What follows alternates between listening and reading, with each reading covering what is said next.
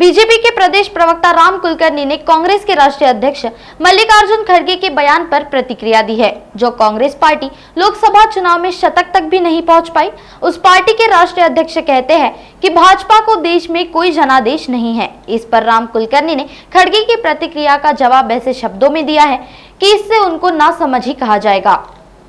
लोकसभेच्या निवडणुकीमध्ये देशात ज्या पक्षाला शतक सुद्धा ठोकता आलं नाही, 99 जागा मिळाल्या, त्या पक्षाचे राष्ट्रीय अध्यक्ष मल्लिकार्जुन खरगे म्हणतात की भारतीय जनता पार्टीला जनादेश मिळालेला नाही, हे सरकार 4 महिन्यात पडेल।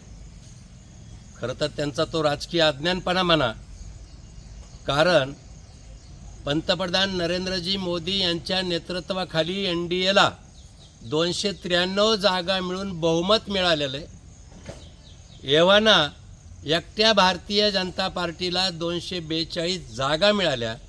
एवढं प्रचंड बहुमत मिळालं, जनादेश मोदीजींच्या नेतृत्वाखाली एनडीएला मिळाला, तरी खरगेजी म्हणतात की जनादेश भारतीय जनता पार्टीला नाही।